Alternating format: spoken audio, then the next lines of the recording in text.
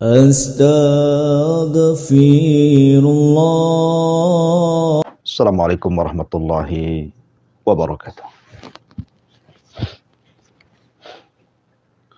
Alhamdulillah wassalatu wassalamu ala Rasulillah wa ala alihi wa sahbihi wa mawalah wa la hawla wa la quwata illa billahi wa ba'du. Ma'asyiral muslimin wal muslimat di manapun Anda berada. Alhamdulillah, segala puja dan puji hanya milik Allah Subhanahu wa ta'ala. Salawat dan salam kita hadiahkan tentunya kepada Rasul kita Nabi besar Muhammad sallallahu alaihi wa ala alihi wasallam. Pembahasan di pagi hari ini kita akan membahas tentang tafsir daripada surah Al-Qariyah. Surah Al-Qariyah ini, kalau kita melihat tertib dalam Al-Quran, dia masuk pada ayat yang ke-101 dengan jumlah ayat sebanyak 11 dan juga memiliki 36 kalimat dan 158 huruf, dan termasuk dari surah-surah Makkiyah turun sebelum hijrah Nabi sallallahu alaihi wa ala alihi wasallam. Dia turun setelah surah li'ila fi Quraisyin ila fihim rihlatash syita'i was-saif. Dan secara tartib Al-Quran, maka dia jatuh setelah surah Al-Adiyat. Lalu apa hubungan surah Al-Adiyat dengan surah Al-Qariyah? Di akhir surah Al-Adiyat, Allah Subhanahu wa ta'ala mengatakan, afala ya'lamu idza bu'thira ma fil kubur. Maka tidaklah mereka mengetahui apabila apa yang ada dalam kubur itu dikeluarkan. Wa hussila ma fis sudur, dan apa yang tersimpan dalam dada diperlihatkan. Inna rabbahum bihim yawma idzil khabir. Sesungguhnya Tuhan mereka pada hari itu maha teliti terhadap keadaan mereka. Kapan itu terjadi? Maka surah Al-Qariyah mentafsirkan dari ujung surah Al-Adiyat, Al-Qari'atu mal-Qari'ah. Itu terjadi saat Al-Qari'ah, hari kiamat. Ma'asyiral muslimin yang dimuliakan Allah Subhanahu wa ta'ala.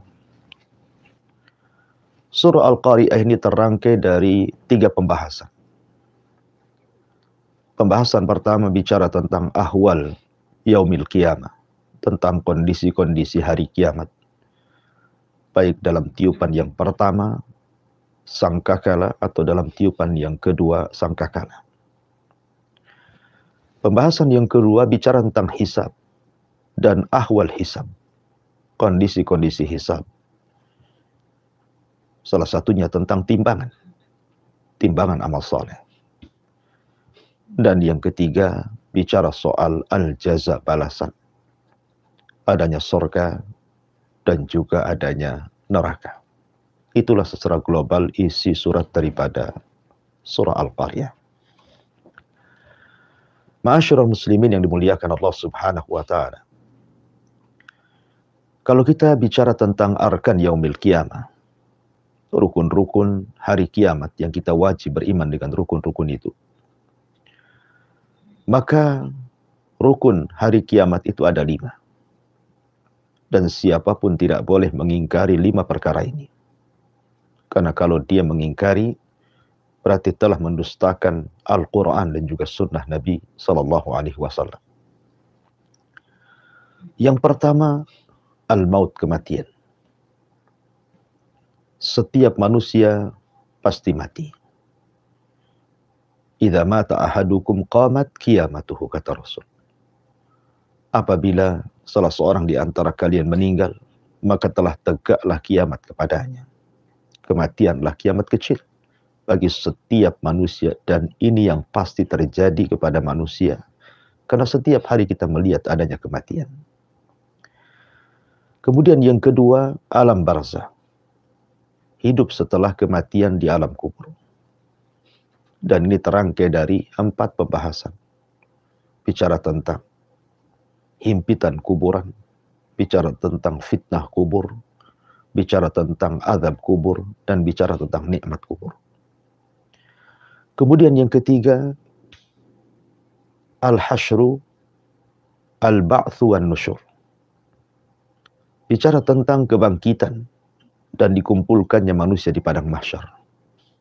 Ini rukun yang ketiga, bahwa setiap manusia pasti akan dibangkitkan.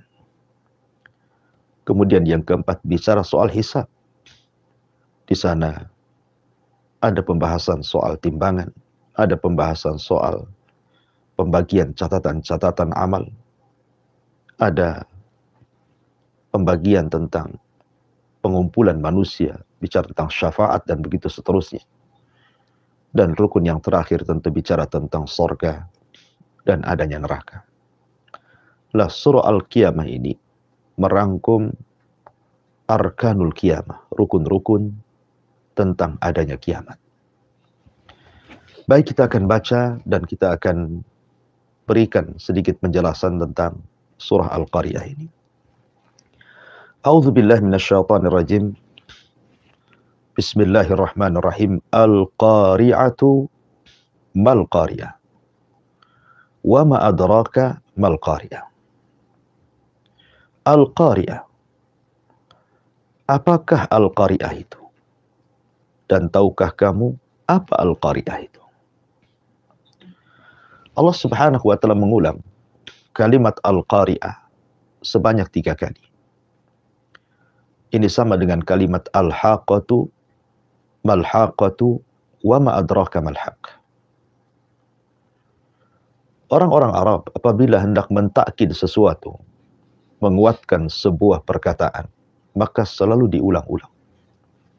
Dan ini menunjukkan bahwa peristiwa Al-Qariyah ini bukan peristiwa biasa, karena ditakkid sebanyak 3 kali. Ini sebuah hal yang pasti terjadi. Al-Qariyah itu diambil daripada Al-Qara'u, sesuatu yang menakutkan dalam hati setiap makhluk, bukan hanya manusia, semua makhluk yang Allah ciptakan. Karena Al-Qariyah itu adalah suara, dentuman, atau suara peristiwa besar yang sangat memekakkan telinga, menakutkan hati, dan pengaruhnya kepada semua makhluk yang Allah Subhanahu wa taala ciptakan. Mempengaruhi gunung-gunung, mempengaruhi lautan, mempengaruhi langit, bintang-bintang, binatang, manusia, jin, malaikat. Semua terpengaruh dengan Al-Qariyah. Lalu apa Al-Qariyah itu sendiri? Sebagian ahli tafsir mengatakan bahwa Al-Qariyah adalah suara yang keluar dari sangkakala Israfil. Artinya bicara tentang tiupan. Al-Imam Al-Ghazali rahimahullahu ta'ala dalam kitabnya Ihya Ulumuddin menyebutkan tentang nama-nama kiamat. Dan beliau mengatakan bahwa di dalam Al-Quran sendiri, nama-nama kiamat itu mencapai 82 nama. Itu dalam Al-Quran saja, belum dalam hadis Nabi SAW. Dan setiap nama itu terpecah padanya sifat. Terkadang ada 1 sifat, terkadang ada 2 sifat. Artinya masing-masing nama itu berbicara tentang peristiwa yang berbeda, yang bicara tentang kengerian hari kiamat. Contoh saja umpamanya At-Tamah. At-Tamah adalah peristiwa yang sangat menakutkan, yang akan menghantam setiap manusia. Atau As-Sakha, teriakan-teriakan teriakan-teriakan yang sangat mengkhawatirkan, karena teriakan ini terjadi pada hari kiamat. Atau as-sa'ah, di mana kiamat itu datangnya secara tiba-tiba, menghancurkan alam semesta. Termasuk juga Al-Qariyah di sini. Sebuah suara yang menakutkan telinga, memecahkan gendang-gendang telinga, dan mengkhawatirkan setiap makhluk yang memiliki hati.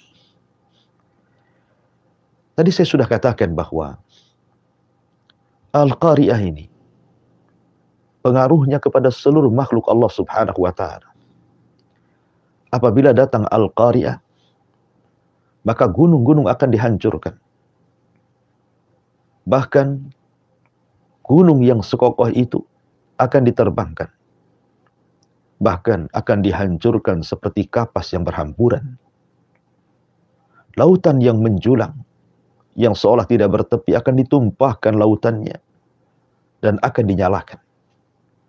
Bahkan bintang-bintang akan berjatuhan. Kemudian bumi akan digempakan. Langit akan digulung, manusia akan dimusnahkan, jin akan dimusnahkan, termasuk juga para malaikat. Semua makhluk tidak ada yang tersisa kecuali yang dikecualikan Allah Subhanahu wa Ta'ala. Ma'asyiral muslimin yang dimuliakan Allah Subhanahu wa Ta'ala. Lalu berapa kali Al-Qariyah itu terjadi? Suara yang keluar dari moncong sangkakala Israfil yang memekakkan telinga, menghancurkan gendang, dan membuat khawatir seluruh manusia. Sebagianlah mengatakan bahwa itu terjadi sebanyak 3 kali. Dan ada juga yang mengatakan terjadi sebanyak 2 kali. Adapun yang mengatakan 3 kali, maka tiupan itu terbagi menjadi 3, di mana tiupan pertama tiupan kejutan, yang kedua tiupan kematian, dan yang ketiga tiupan kebangkitan. Akan tetapi pendapat yang kuat wallahu a'lam bahwa tiupan itu 2 kali, di mana tiupan yang pertama, Al-Qariyah yang pertama, adalah tiupan yang menjadikan manusia terkejut kemudian mati. Dan tiupan atau Al-Qariyah yang kedua, di mana manusia akan dibangkitkan. Dan dua-duanya sangat menakutkan. Dua-duanya sangat mengkhawatirkan. Tentunya bagi orang-orang kafir. Karena orang-orang yang beriman, mereka tidak tersentuh dengan tiupan sangkakala pertama. Karena sebelum terjadinya tiupan itu, Allah Subhanahu wa Ta'ala akan kirim angin yang sangat dingin, kemudian masuk ke ketiak setiap orang mukmin yang memiliki iman sebiji darah, kemudian Allah wafatkan. Sehingga yang terjadi, yang masih hidup hanyalah orang-orang kafir. Dan Nabi SAW bersabda, La taqumu sa'ah illa ala syiraril khalqi. Tidak mungkin tegak hari kiamat kecuali terjadi kepada manusia yang paling buruk yang ada di permukaan bumi. Dan mereka lah orang-orang kafir. Ma'asyiral muslimin yang dimuliakan Allah Subhanahu wa Ta'ala. Adapun tiupan yang kedua, orang-orang yang beriman, mereka tidak sekhawatir sebagaimana khawatirnya orang-orang kafir. Yang Allah katakan, yauma yafirrul mar'u min akhi wa ummihi wa abi wa sahibatihi wa bani likulli mri'in minhum yauma idzin sya'nu yughni. Di mana orang lari dari saudaranya, orang lari dari pasangannya, orang lari dari ibu bapaknya. Manusia sibuk masing-masing memikirkan keselamatan mereka sendiri. Dan kondisi ini terjadi kepada orang-orang kafir. Adapun orang-orang yang beriman, maka mereka mengatakan, hadza ma wa'adana ar-Rahman wa sadaqal mursal. Inilah yang dijanjikan Allah, dan benarlah ucapan para rasul. Walladzina amanu wattaba'athum dzurriyyatuhum biimanin alhaqna bihim dzurriyyatahum. Karena orang-orang yang beriman, yang ditularkan keimanannya kepada keluarga besarnya, kepada anak dan cucunya, nanti pada hari kiamat, mereka akan dikumpulkan, sehingga akan membuat tenang kondisi mereka, tidak secemas orang-orang kafir yang mengatakan, ya wailana, man ba'athana min marqadina. Celaka kami, siapa yang membangkitkan kami dari tidur-tidur kami. Akhirnya mereka pun seperti orang mabuk tidak punya akal dan seperti orang lemah. Makanya nanti Allah katakan, kal farashil mabthus. Kondisi mereka seperti laron yang berteberangan, yang berhamburan ke sana kemari. Dan kita tahu laron adalah makhluk yang lemah dan sedikit berakal. Karena apabila ada cahaya, mereka akan terbang tanpa aturan dan akan menabrak satu dengan yang lainnya. Dan mereka akan jatuh. Seperti itulah orang-orang kafir pada hari kiamat, seperti laron mereka berjatuhan ke dalam neraka. Na'udzubillah, thumma na'udzubillah. Ma'asyiral muslimin yang dimuliakan Allah Subhanahu wa taala. Al-qari'atu mal qari'ah. Wa ma adraka mal qari'ah. Kalimat adrak berbeda dengan kalimat yudrik. Sebab kalimat adrak itu biasanya ada jawaban setelahnya. Kecuali dalam satu ayat dalam Al-Quran, al-haqqatu mal-haq wa ma adraka mal-haq. Tapi umumnya kalimat adrak, apabila Allah Subhanahu wa taala mengatakan wa ma adrak, berarti setelahnya pasti ada jawabannya. Artinya Allah memberikan pengetahuan kepada kita apa yang dimaksud dengan adrak. Berbeda dengan yudrik, fi'lul mudhari. Maka biasanya setelahnya Allah tidak memberitahu. Karena pengetahuannya hanya ada pada Allah Subhanahu wa taala. Sebagaimana di sini Allah mengatakan wa ma adraka mal qariyah. Tahukah kamu apa itu al-qariyah? Maka Allah Subhanahu wa taala menjawab, yauma yakunun nasu kal farashil mabthus. Pada hari itu manusia seperti laron yang berterbangan. Wa takunul jibalu kal ihnil manfus.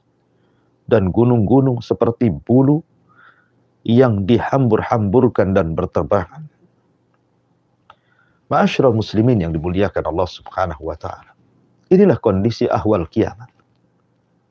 Kondisi manusia saat terjadi kiamat. Di mana dua makhluk Allah Subhanahu wa taala ciptakan dan dua-duanya sangat kokoh. Gunung yang sangat menjulang, apalagi gunung-gunung di Arab. Isinya hanya batu yang sangat kokoh luar biasa, belum lagi pasak yang menancap ke bumi. Tetapi makhluk sebesar gunung, sekokoh gunung pun tetap bagi Allah Subhanahu wa taala lemah. Dia dibuat oleh Allah Subhanahu wa taala seperti barang yang tidak berbobot. Barang yang tidak memiliki berat. Bagaikan kapas yang berhamburan. Kemudian makhluk yang kedua, manusia yang lebih kuat dibandingkan gunung. Karena mampu meratakan gunung. Pun manusia menjadi lemah. Manusia makhluk yang jadi lemah di hadapan Allah Subhanahu wa taala seperti laron yang berhamburan.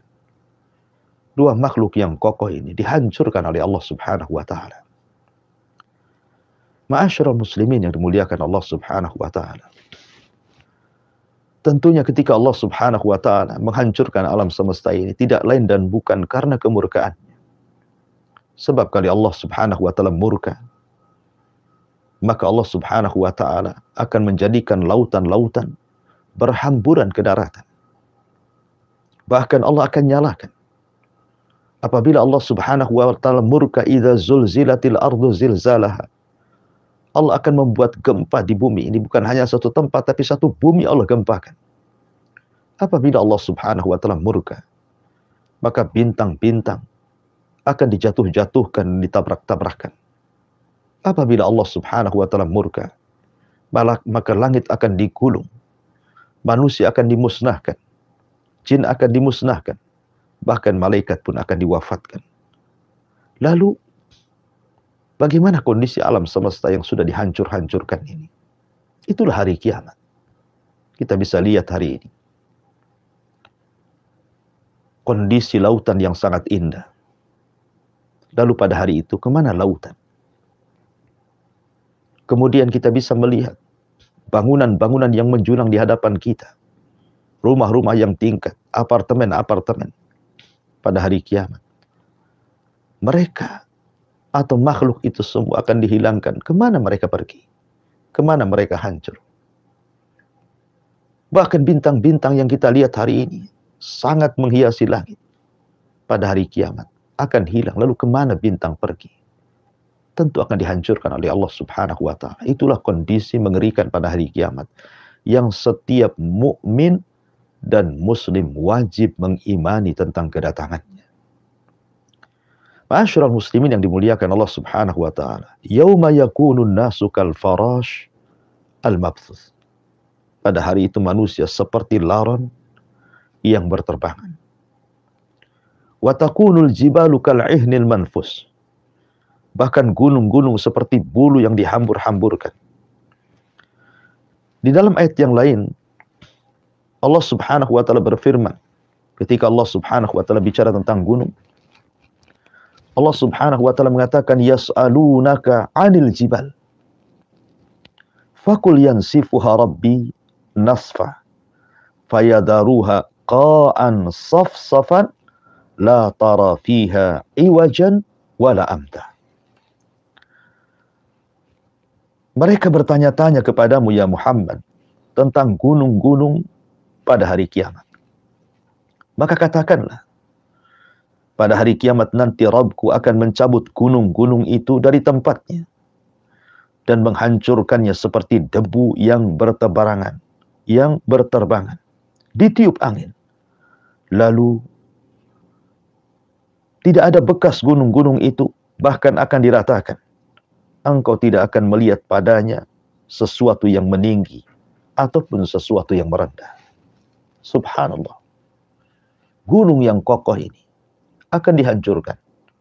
Sehingga setelah dihancurkan gunung ini, maka gunung ini akan menimbun sesuatu yang rendah. Sehingga bumi akan rata. Tidak ada yang meninggi, tidak ada yang merendah, tidak ada bukit, tidak ada lembah. Semua rata. Makanya Allah Subhanahu wa ta'ala juga mengatakan, wasuyyiratil jibalu fakanat saraba. Gunung-gunung itu akan diperjalankan. Mereka akan dicabut dari tempatnya. Lalu mereka pun atau gunung-gunung itu akan sirna dan tidak ada bekas. Wataral jibal tahsabuha jamidatan wahiyya tamurru marras sahab. Engkau akan melihat atau menyangka gunung-gunung itu tetap teguh membeku pada tempatnya sebagaimana pada hari ini kita lihat, tetapi pada hakikatnya pada hari kiamat ia akan berjalan diterbangkan sebagaimana awan yang berjalan. Subhanallah. Wa takunul jibalu kal ihnil manfush. Gunung seperti kapas yang dihambur-hamburkan. Makhluk yang kokoh menurut pandangan manusia menjadi makhluk yang paling lemah di hadapan Allah Subhanahu wa ta'ala. Kalau seandainya gunung-gunung yang kokoh itu saja tidak mampu untuk mempertahankan dirinya di hadapan Allah Subhanahu wa ta'ala, mereka seperti kapas, dicabut dari tempatnya, kemudian diterbangkan, kemudian ditubruk-tubrukan di langit, kemudian tinggal debu yang kemudian dihampaskan kembali ke bumi. Bagaimana lagi manusia yang hidup saat itu? Sangat mengerikan. Ya. Ma'asyiral muslimin yang dimuliakan Allah Subhanahu wa ta'ala. Makanya wajar kemudian Al-Qari'ah ini, dentuman-dentuman, suara-suara, peristiwa-peristiwa yang sangat menakutkan ini diibaratkan oleh Allah Subhanahu wa ta'ala manusia yauma yakunun nas kal farashil mabthus. Kau lihat manusia seperti laron yang berhamburan, yang berterbangan. Ketika Allah Subhanahu wa ta'ala membahasakan dengan kalimat manusia dalam Al-Quran, apabila disebut an-nas manusia, maka berkonotasi buruk. Saya ulangi, apabila dalam Al-Quran ada lafaz an-nas manusia, maka biasanya lafaz an-nas itu berkonotasi buruk. Ya, karena saya ulangi dari awal bahwa yang akan merasakan hari kiamat ini hanyalah manusia-manusia yang buruk. baik dalam tiupan sangkakala yang pertama ataupun dalam tiupan sangkakala yang kedua. Ma'asyiral muslimin yang dimuliakan Allah Subhanahu wa taala. Kalau saya boleh analogikan, kalau kita mendengar contoh di negeri kita pernah mendengar di Jogja ada gempa yang dahsyat, bahkan kemudian menghabiskan manusia-manusia, mencabut nyawa-nyawa manusia. Bukan hanya satu dua, bahkan ratusan. Ketika kita mendengar gempa di Lombok yang menghancurkan satu kabupaten, banyak jiwa melayang. Atau ketika kita mendengar tsunami yang ada di Aceh, yang dalam hitungan detik dan menit bisa mencabut nyawa-nyawa manusia.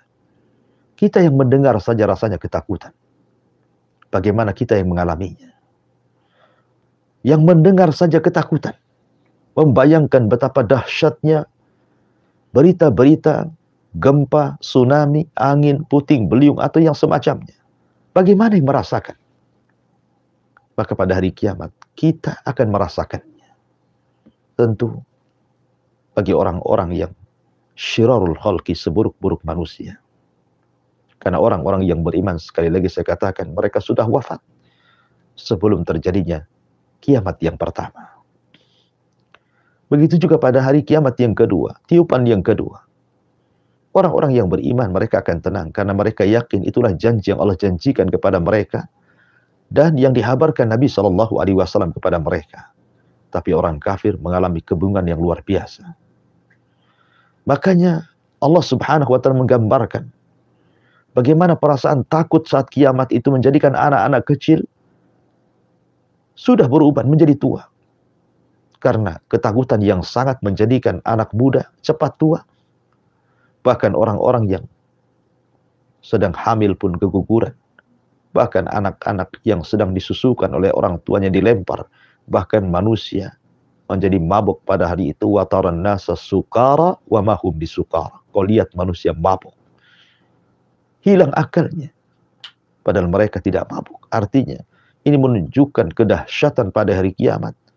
Menjadikan semua lupa pada siapapun kecuali bagaimana cara menyelamatkan dirinya. Ma'asyiral muslimin yang dimuliakan Allah Subhanahu wa taala, itulah gambaran sedikit tentang al-qiyamah, al-qariyah, kehancuran alam semesta. Kemudian Allah Subhanahu wa taala menjelaskan tentang kondisi yang kedua dalam surah Al-Qariyah ini. Allah mengatakan فَأَمَّا مَنْ ثَقُلَتْ مَوَازِينُ فَأَمَّا مَنْ ثَقُلَتْ مَوَازِينُ فَهُوَ فِي عِيشَةٍ رَاضِيَةٍ وَأَمَّا مَنْ خَفَّتْ مَوَازِينُ فَأُمُّهُ هَاوِيَةٌ. Adapun orang-orang yang berat timbangannya, maka dia berada dalam kehidupan yang sangat menyenangkan. Ma'asyiral muslimin yang dimuliakan Allah Subhanahu wa taala. Ketika manusia dikumpulkan di padang mahsyar, kemudian matahari didekatkan di atas kepala 1 mil. Kemudian manusia akan bercucuran keringatnya dan disesuaikan dengan amalnya. Ada yang tenggelam dengan keringatnya 1 pusar, ada yang tenggelam dengan keringatnya 1 dada, ada yang tenggelam 1 leher, bahkan ada yang tenggelam semuanya berdasarkan amal-amal mereka selama di dunia. Kepanasan yang luar biasa.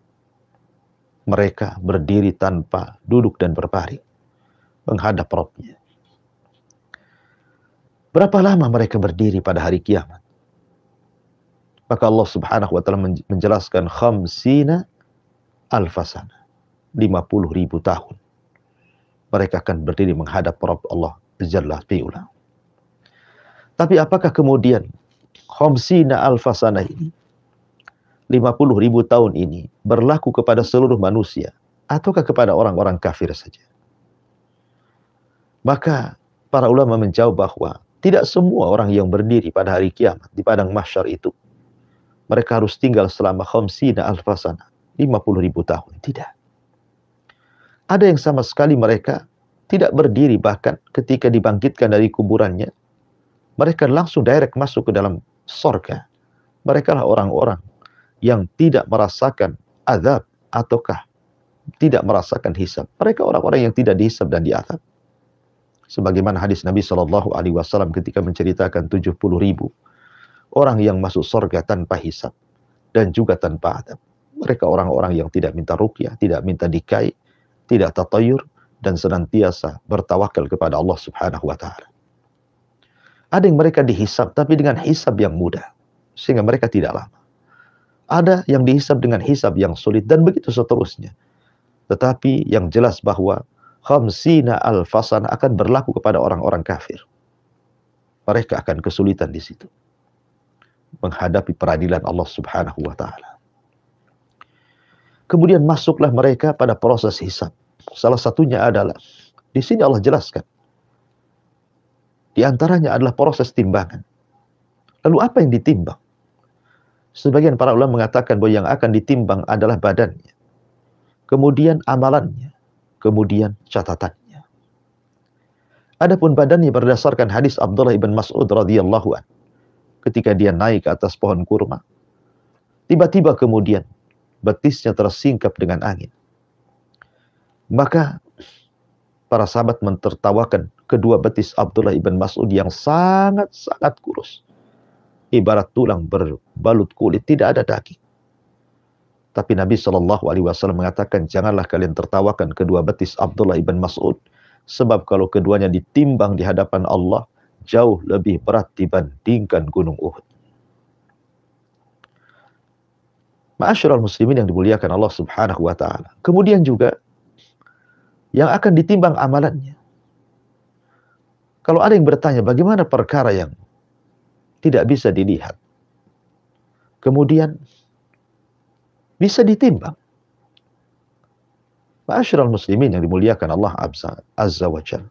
Maka tidak ada yang mustahil bagi Allah. Walaupun amal itu tidak bisa dilihat, bagaimana bentuknya. Tetapi Allah Subhanahu wa Ta'ala bisa saja merubah amal itu menjadi sebuah zat yang bisa ditimbang. Makanya Rasul SAW mengatakan, walhamdulillah tamla'ul mizan. Dan ucapan alhamdulillah yang diucapkan manusia dengan ikhlas akan memberatkan timbangan. Rasul mengatakan, kalimatani khafifatani ala lisani thaqilatani fil mizani subhanallah wa bihamdihi subhanallahil azim. Dua kalimat yang ringan di lisan, tetapi memberatkan timbangan, dicintai Ar-Rahman. Itulah ucapan subhanallah wa bihamdihi subhanallahil azim. Bahkan sesuatu yang paling memberatkan timbangan pada hari kiamat, kata Nabi SAW, ahasinuhum khuluqa, orang yang akhlaknya baik. Dan banyak riwayat-riwayat bahwa amal soleh itu memberatkan timbangan. Termasuk juga catatannya akan ditimbang. Di mana tiga perkara ini akan ditimbang di hadapan Allah Subhanahu wa Ta'ala. Dan amal soleh itu, kita tahu bahwa lipatan-lipatannya sangatlah banyak. Ada amal soleh itu, satu amalan 1 pahala, satu amalan 10 pahala, satu amalan 700 pahala. Bahkan satu amalan tidak berbanding pahalanya. Sebagaimana Allah mengatakan, innama yuwaffas sabiruna ajrahum bighairi hisab. Orang-orang yang sabar, pahalanya tanpa batas. Artinya semakin banyak beramal, itulah yang menentukan beratnya timbangan. Bukan karena badan yang gemuk, bukan. Tapi yang menentukan beratnya timbangan adalah banyaknya amal. Lalu, orang-orang yang ringan timbangannya, bukankah satu dosa itu satu perbuatan maksiat itu satu dosa? Tidak sebagaimana pahala, ada yang dilipat gandakan 1, dilipat gandakan 10, dilipat gandakan 700 kali lipat, bahkan tidak ada lipatannya saking banyaknya. Dan ketika ditimbang kemudian berat amal keburukannya, menunjukkan bahwa orang ini orang jahat, ahli maksiat, karena setiap maksiat itu cuma satu balasannya. Tapi kenapa bisa memberatkan timbangan? Berarti menunjukkan orang ini memang tidak punya amal saleh selama dia hidup di dunia. Makanya kemudian balasannya juga berbeda. Allah mengatakan, adapun yang berat timbangan amal kebaikannya, fahuwa fi isyatir radiyah, maka dia akan diberikan kehidupan yang sangat memuaskan, yang sangat menyenangkan. Subhanallah. Ibarah Al-Quran ketika Allah mengatakan fi isyatir radiyah, bukan ditunjukkan kepada fa'ilnya pelakunya, tetapi kepada kehidupannya. Karena kalau ditunjukkan kepada pelakunya, maka boleh jadi dia senang, tapi orang lain tidak senang. Tapi ketika kemudian dinasabkan kepada kehidupan, artinya semua menyenangkan di dunia ini. Terkadang satu sisi menyenangkan, sisi lain tidak menyenangkan. Dalam satu keluarga, terkadang istri menyenangkan, anak pula tidak menyenangkan. Anak menyenangkan, istri menyenangkan, tetangga pula tidak menyenangkan. Anak, istri, tetangga menyenangkan, teman pula di kantor tidak menyenangkan. Atau mungkin kesehatan kita tidak menyenangkan. Atau cuaca tidak menyenangkan. Atau rumah tidak menyenangkan, kendaraan tidak menyenangkan, dan begitu seterusnya. Di dunia ini darul bala. Tempat di mana orang akan diuji, ada saja sesuatu yang tidak menyenangkan manusia. Tapi kelak di sorga, semua akan menyenangkan. Semua akan menyenangkan. Anak-anak akan menyenangkan. Pasangan akan menyenangkan. Kemudian juga orang-orang yang di sekitar kita akan menyenangkan. Tidak ada yang menyulitkan. Makanan akan menyenangkan, kesehatan akan menyenangkan, semua akan menyenangkan. Dan itu akan memuaskan dalam kehidupannya. Makanya kalau Anda ingin mencari ketenangan, kesenangan, kepuasan, carilah di sorga. Di dunia tidak akan Anda dapati. Ma'asyiral muslimin yang dimuliakan Allah Azza wa Jalla. Wa amma man thaqulat mawazinu fahuwa fi 'ishatir radiyah. Kalau dia berat timbangan amal kebaikannya, maka Allah akan berikan kehidupan yang sangat memuaskan, yang sangat menyenangkan. Di mana? Tentunya di sorga. Tapi sebaliknya Allah mengatakan, wa amma man khaffat mawazin. Adapun yang ringan timbangan kebaikannya, fa ummuhu hawiyah. Maka tempat kembalinya adalah neraka hawiyah. Ma'asyiral muslimin yang dimuliakan Allah Subhanahu wa taala. Kita tahu bahwa ulama membagi soal timbangan menjadi 3 bagian. Kalau seandainya kebaikannya jauh lebih berat dibandingkan keburukannya, maka dia direct masuk surga. Tapi kalau sebaliknya timbangan keburukannya lebih berat dibandingkan timbangan kebaikannya, maka direct masuk neraka. Tapi kalau seandainya timbangannya sama, 50-50, 50% kebaikannya, 50% keburukannya, maka ini dikembalikan kepada tahta masyiatillah, di bawah kehendak Allah Subhanahu wa taala. Kalau Allah mau, Allah masukkan ke dalam surga. Tapi kalau Allah mau, Allah masukkan dulu ke neraka, diadab dulu, dibersihkan dosa-dosanya, baru kemudian dimasukkan ke dalam surga karena syafaat atau karena rahmat Allah Subhanahu wa taala. Maka di sini orang-orang yang buruk timbangannya, yang berat timbangannya, maka sudah disediakan satu neraka kepadanya. Kemudian Allah mengatakan, wa ma adraka ma hiya. Tahukah kamu apa neraka hawiyah itu? Maka Allah mengatakan narun hamiyah. Neraka yang apinya sangat panas sekali. Kata-kata fa ummuhu. Ummu itu dalam bahasa Arab artinya ibu. Seolah-olah Allah ingin mengatakan bahwa neraka itu bagikan ibu bagi anak yang masuk ke dalamnya. Artinya tidak akan dilepaskannya. Orang-orang yang masuk neraka, neraka tidak akan melepaskannya.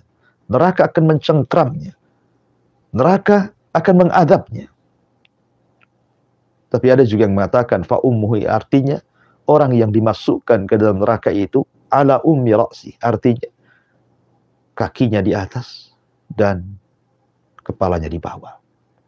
Apabila orang kemudian terjatuh dari titian siratal mustaqim, maka yang terjatuh adalah kepalanya dulu dan kakinya di atas. Dan akan baru sampai di dasar neraka selama 70 tahun. Dia melayang-layang. Dan ketika masuk ke dalam neraka, yang sekarang neraka sedang dipanaskan dan dipersiapkan untuk orang-orang yang akan masuk ke dalamnya, maka Allah mengatakan, narun hamiyah. Neraka sudah panas dan akan terus dipanaskan. Tentu ini semua diperuntukkan untuk orang-orang yang Allah Subhanahu wa taala telah takdirkan mereka masuk neraka. Oleh karena itulah kita senantiasa berdoa kepada Allah Subhanahu wa taala agar kita dijauhkan dari neraka dan juga adab neraka. Inilah tafsir singkat daripada surah Al-Qari'ah. Mudah-mudahan ada manfaatnya. Saya kembalikan kepada moderator, falyatafaddal mashkura. Baik, Ustaz. Jazakallahu khairan, barakallahu fikum. Terima kasih banyak Ustaz untuk ilmu din al-Islam yang sangat bermanfaat sekali bagi kita semua, sahabat pendengar Radio Hang FM Batam, kaum muslimin dan muslimah dimanapun Anda semua berada. Alhamdulillah pagi hari ini telah kita simak majelis taklim kita berkah pagi bersama bimbingan guru kita Al-Ustaz Abdul Mairo Hafizullah Ta'ala. Di sisa waktu kita akan bertanya jawab, silahkan kaum muslimin dan muslimah, khususnya sahabat pendengar HAM dimanapun Anda semua berada, kami menyapa Anda. Sahabat Anda dapat mengirimkan pertanyaan berkenaan dengan penyampaian oleh Al-Ustaz pada nomor 081 803 106 106. Pertanyaan yang sahabat Anda kirimkan dapat dalam bentuk pesan singkat atau pesan WhatsApp. Di pagi hari ini ada Ibu Sarah di Hong Kong, Ustaz, yang punya pertanyaan. Ustaz, saya punya kenalan atau temannya.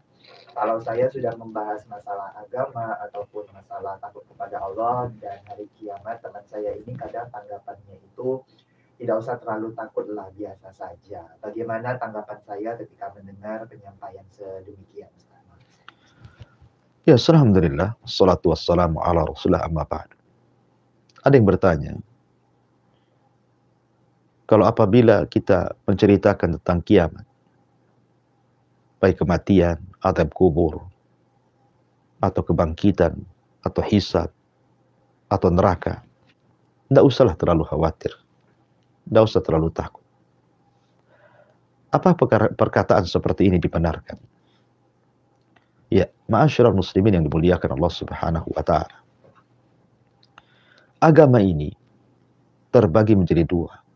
Ada pembahasan yang disebut dengan targhib dan ada pembahasan yang disebut dengan tarhib. Ada targhib, ada tarhib. Targhib itu artinya seseorang dihabarkan tentang kabar gembira, tentang adanya nikmat kubur, tentang adanya sorga yang penuh dengan kenikmatan di dalamnya, tentang adanya balasan yang baik. Itu namanya targhib, supaya kita makin semangat bahwa dalam sholat kita, bahwa dalam puasa kita, sedekah kita, haji kita, dan ibadah-ibadah yang lain itu ada balasan. Al-jaza'u min jinsil amal. Tapi ada juga yang sifatnya tarhib, menakut-nakuti. Dengan adanya azab kubur, dengan adanya yaumul mahsyar, dengan adanya neraka dan azabnya. Supaya kita ini tidak lalai. Supaya kita tidak terlena. Supaya kita merasa takut. Jadi takut itu adalah rukun ibadah hati. Ketika kita mendengar ayat-ayat neraka, ketika kita mendengar ayat-ayat azab, maka Nabi SAW terkadang menangis. Para sahabat menangis. Ketakutan mereka. Bahkan sebagian mereka ada yang pingsan. Ya. Bahkan Utsman ibn Affan radhiyallahu anhu apabila diingatkan tentang kuburan, menangis. Kemudian ditanyakan, kenapa Anda menangis wahai Utsman? Dan mengatakan, celaka engkau. Kuburan itu awal manazilil akhirah. Dia awal tempat tinggal kita menuju lubang akhirat. Kalau dia selamat di dalam kuburan, maka akan mudah setelahnya. Kalau dia tidak selamat di kuburan, akan sulit setelahnya. Utsman pun menangis. Bahkan Hasan al-Basri rahimahullahu ta'ala, ketika dihidangkan air putih kepadanya, tiba-tiba dia menangis. Muridnya mengatakan, ya imam, ma tubki, apa yang membuat Anda menangis? Dia mengatakan, celaka engkau.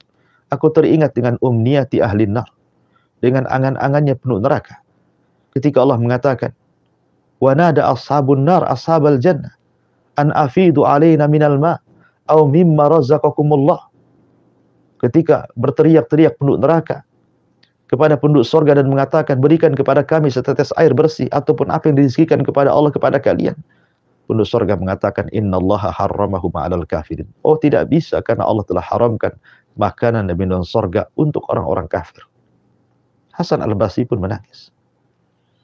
Jadi tidak elok dan tidak layak orang mengatakan seperti itu. Ya. Harusnya kita ini introspeksi. Tanamkan 3 perkara dari rukun-rukun ibadah hati. perasaan cinta kepada Allah, perasaan harap kepada Allah, dan perasaan takut kepada Allah Subhanahu wa Ta'ala. Wallahu a'lam.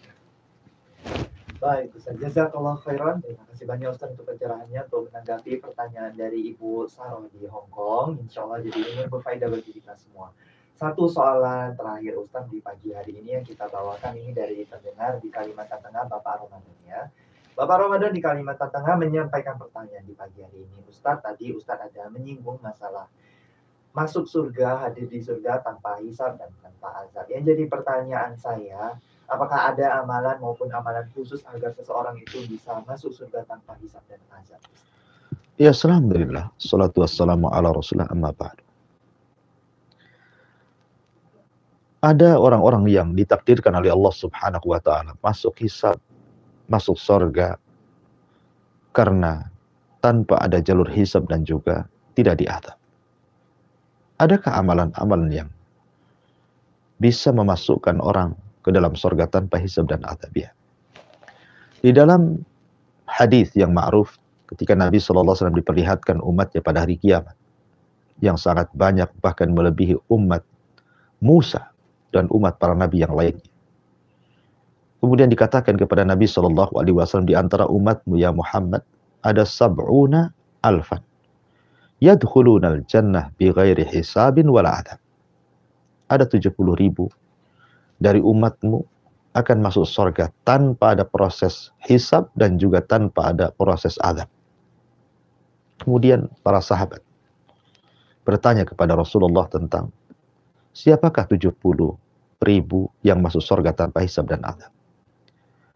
Maka Nabi SAW menjawab dan menjelaskan kepada mereka, yang pertama, alladzina la yastarqun.